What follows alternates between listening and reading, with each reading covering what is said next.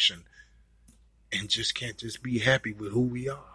Well, I'm not happy with who I am because I haven't achieved yet. See, there you go. Oh, my fault. That's grinding and hustling. Where's that in the Bible? But pastors still say, I respect your hustle and your grind. mm, mm.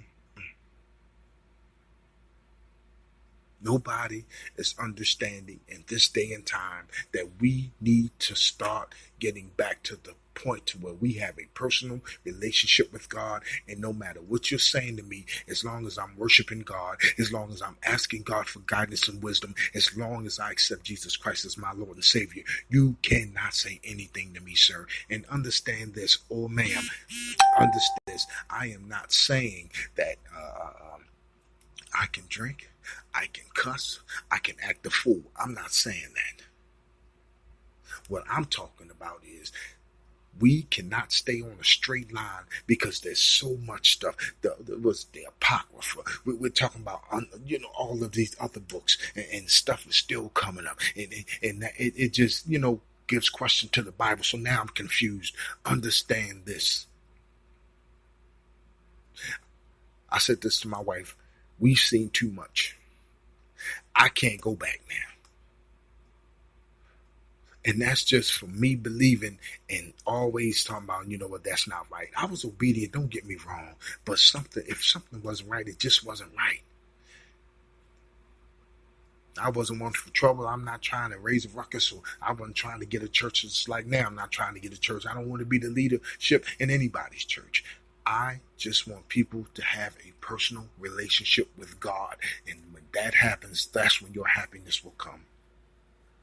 We're too busy trying to get people to love us. We're too busy trying to get everybody to get online with us. If it's a lonely walk, it's a lonely walk. That's all there's to it. You have family, believe me, your family will love you. You don't need to have everybody with you. You got to understand there are people that are going to come against you just because you either read your Bible. They're going to say, oh, that's a slave man's thing. And you have to understand something, everybody, when it comes to the true and living God. Because my wife said something to me. She said, you know what? It all leads back to God, no matter what you do or how you say or whatever religion that you follow. It all leads back to God. On today, everybody, and we still won't go through some things. It's a lot that I need to reiterate because it's been forgotten. I haven't been recent, and things like that. So I have to become get back on from time and time again. I said that. How can you tell me to get out of the box when I can only go to the box to get to God? You're telling me get outside. God's not inside the box, but you're telling me I got to go to this building for business, which is the box, to get God. And you know what? He's not even there. You just need me to get there so I can pay my tithes and my offerings. That's all.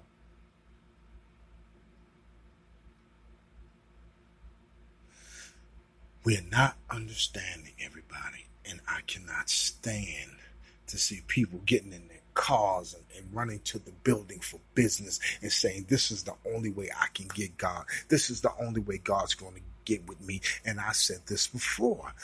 Forsake not the gathering, as some oft do, is not a commandment. It wasn't a commandment. It wasn't. Now, I'm not saying don't get together. I'm not saying that. But stop trying to treat it like a commandment. Stop listening to these pastors that done wrote books and got y'all brainwashed and believing the church is the end all because the building is not the end all. And my biggest thing with me is this. I agree with you, Elder Kirk. Man, I'm telling you, you tell them what the truth is. But guess what? You are going to be in service Friday nights, jumping and shouting and talking about, whew, I need this.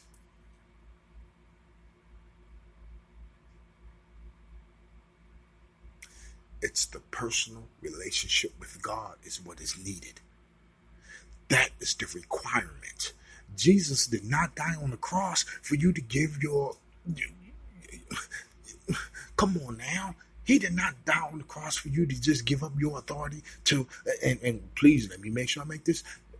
He left gifts, but guess what? I said this before. The gifts are temporary. The gifts are not supposed to be taken advantage of for your whole entire life.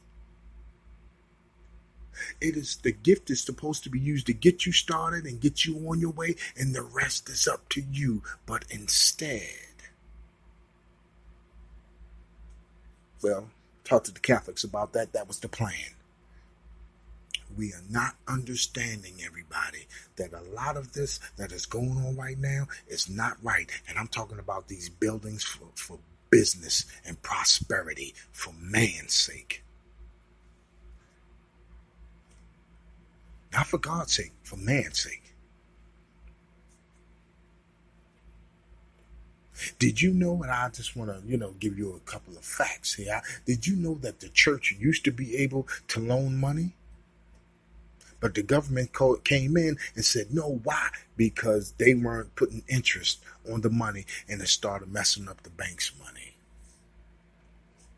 So now, that's why there's certain stipulations.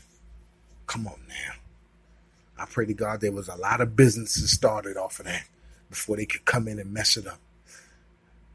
Malcolm X said, and he was right, he said if the church empowered the people, the government would shut them down. If them people went outside their church and started doing what they were supposed to do, they would shut them down. They said, nope, can't do that. Getting them riled up, getting them thinking right. We got them fooled. The church is not there to empower them. Have you ever heard me say that? The black church should teach true black history and not just Malcolm X and Martin Luther King. True black history. Remember, we were talking before, and I said, do you even know the history of the white gloves that the ushers wear? Do you know how much we argue about Old Testament laws and New Testament laws? Do you know how some churches say you can't have long hair, there's some you can't have long hair? Irrelevant spiritually. I did not turn my notifications off. Please forgive me, everyone. We are not understanding, everybody, that there's so much confusion and so much of us not getting along with each other. I shared a post this morning. I got no response from it. The reason I didn't get response from it because nobody wants to touch it. Malcolm X said he was talking about fighting back. He said, if you're going to sick the dogs on me, you understand, I'm a human being, then I'm going to come, I'm going to retaliate because that's not right. That's unhuman. So the man with the mic goes to a lady. The lady doesn't say anything. So he goes to another brother. The brother says, I am, Muslim. He said, but I don't follow Farrakhan. And he said, I don't agree with what he said. He said some Uncle Tom things, and Malcolm X came back and said, I'm just go to my Facebook. I'm just, he said, and what y'all do is y'all try to go back and get us to disagree. And I put on, that's what's keeping us apart right now. Every time we turn around, we have black leaders arguing. I'm talking about the young guys. I'm talking David Banner, all of them. I mean, you saw the stuff with Dr. Umar. You see what happened with him giving up good advice. See, nobody wants to believe this until we start getting on here and start talking about these things. They went after his license in the state of Pennsylvania because that man was teaching and getting the people to get some knowledge. They didn't like that. Oh, we have to take his license. His psychology license. And there was people that he was arguing with. Every time that we come, but you know what? It is becoming that we are thinking that that's what our culture or that's the kind of people we are. We need to argue all the time. We have to fight each other. That's just the way we are. And that's what the government is taught. So until the day that we start understanding that when we get together and we put our finances together, we won't have to worry about no Medicare, no medical. We won't have to worry about no food.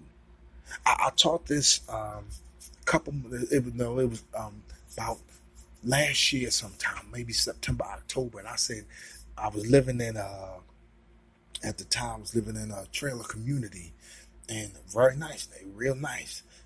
And I said, do you understand if every household would get together and put money in, you would never have to worry about being hungry again? I said, you get a medical plan and everybody's paying into that medical plan just like a job. Guess what? All the kids will be taken care of. But we don't talk about that. We don't talk like that. Why? Because we have to remain separate. We are taught that let's go to the polls, and then one day, maybe, just maybe, the government will do what they're supposed to do. And I told you, Hillary said it. She said it would be very idealistic, that we take care of the needs, but that's not reality. And guess what? They still went in and said, I want to vote. And the same thing you got with Obama is the same thing you get with Trump. Nothing. You better wake up, people. You better wake up. The only reason that you're doing good is because you're working and you have a job. It has nothing to do with government making anything easier or doing anything for you. But you still go down and you post up and say, oh, look, I voted. I'm somebody. And still you come up on the short end of the stick. I was talking about this some years ago. I said what, and I put this on the alderman and I put this on local government as well. I said, if you would look and see how this thing works, you get a Christian pastor that's a senator or something like that, and that's all the setup as well. And he goes to the church and he tells it, and say the church wants to get something built, but it's probably not going to get built, but they send the senator in, and the senator has to continue to tell you that God is working it out, everybody. We're going in front of these people and we're telling them, and we're praying hard, and I want y'all to pray harder, and God's going to do it. But Pastor, it's been about 10 years on this situation.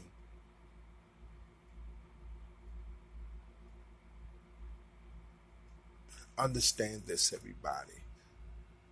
When it comes to these these evangelicals and these White House people that are going there, so-called Christians, because the Republicans lean on the Christian situation, that when it comes to when they go in there, the Christians out the door. There's no Christians in the White House. It's only business. If I have to cut your throat, if I need to get to where I need to get to, if this thing needs to be done and some people are going to suffer, guess what? We need to pass this law. And we are not being realistic about that. But then we go and we say, oh, we're going to put... So now let me get this right now. We talked about this before. When the Republicans do bad, we all get together and then we put the Democrats in. Then when we put the Democrats in, then when it goes bad, guess what? We go back and then we put the Republicans in. See, it's all a cycle. It's the same circle. Well, Elder Kurt, why don't you tell us what we need to do? And if you know what to do and the people get together, we can get it done. But you can't do anything if you don't sit down with a strategy and say, okay, what was them people that put old Trump in there, even though Hillary won? I forgot what their names are, but there has to be a way to stop them. There's so many laws and there's so many things, but you know what? They make sure, because guess what? That's where the power is. Y'all were fortunate with Barack Obama. Very fortunate. But he never got off of leaving black issues alone. He never got off of. You understand? I mean, come on. When the man got pulled, all you do is have some bed on the White House lawn.